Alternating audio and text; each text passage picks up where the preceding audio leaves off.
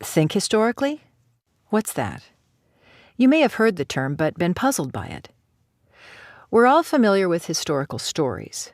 We learn them from our textbooks, popular histories, movies, documentaries, and grandparents and neighbors. Historical thinking is the reading, analysis, and writing that's necessary to tell these stories. It's not only what we know about the past, it's how we know it. Because the past is hard to retrieve. We can't travel back in time to see what happened at the Boston Massacre or at Wounded Knee, to hear Sojourner Truth's words, or understand how Cesar Chavez and Dolores Huerta mobilized the farm workers' movement. But thinking historically helps us get closer to that past, to retrieve and construct a more accurate and complete picture of what happened and what it meant. This video focuses on 5 aspects of historical thinking. Many people think of history as a single account. But in fact, we must use multiple sources to get as accurate a picture as possible of events in the past. Whether we use textbooks, original documents, photos, drawings, or film, teaching for historical thinking demands that students work with multiple accounts and learn to analyze and synthesize them. No single account written from one perspective captures the complexity of the past.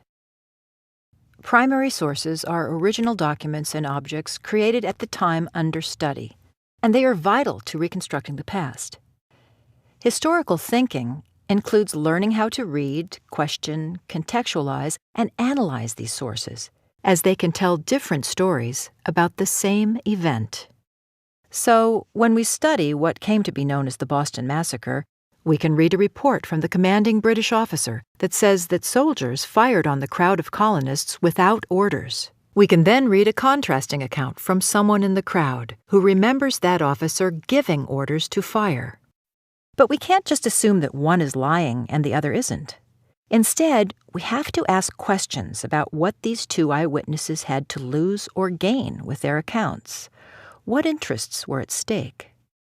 We consider how soon after the event and for what audience each account was recorded.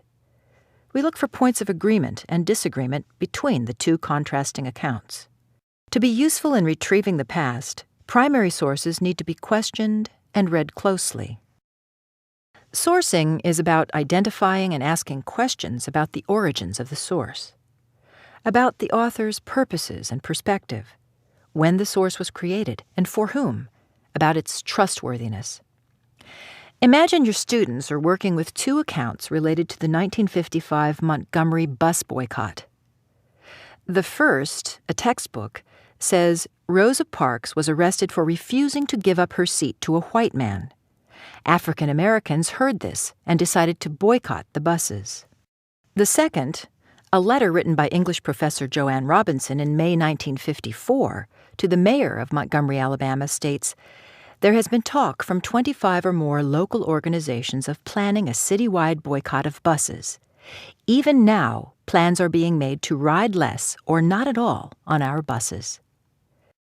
This letter was written more than a year before the start of the Montgomery bus boycott.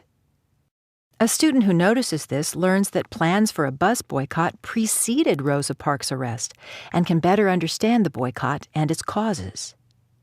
Alternatively, a student who ignores the date of Robinson's letter easily misses its real significance. The familiar story that depicts the boycott as an impulsive movement, motivated solely by Parks' arrest, is left unchallenged. Sourcing the letter gets us closer to the fuller story. Context is at the center of historical reasoning. Consider these words spoken by Abraham Lincoln in 1858. "I have no purpose to introduce political and social equality between the white and black races. I am in favor of the race to which I belong having the superior position." Historians resist initial judgments to brand these words as bigoted and instead realize that they must ask questions, such as, who was Lincoln talking to and for what purpose? What were the perspectives on race at the time? What political tensions was Lincoln navigating? They realized that to get as accurate a picture as possible of the man, his times, and the event at which he spoke, they have to contextualize these words, and this requires making connections. Lincoln did not live in a vacuum. his speeches and actions are deeply intertwined with what was going on in his own world. Context includes many different factors, from the ideologies of the day to the words that came before those under investigation. But in the big picture, historical context is about locating events and sources in time and space and asking questions to do so. Taking a page from the math curriculum, we can say the coordinates of history are space and time. These sources are not free-floating items that speak for themselves. Their historical context matters. When we write histories, we tell stories and answer questions. To be called history, these stories must be supported by evidence. Sources, like the Lincoln speech and the Joanne Robinson letter, provide evidence for claims made about the past. History isn't fiction. We can't change the story to create a more intriguing or satisfying plot. Truth claims in history need to be supported by evidence. That is how we distinguish plausible claims from balderdash, and good history from pure fiction. These 5 elements of historical thinking are all integral to understanding how we know what we know about the past.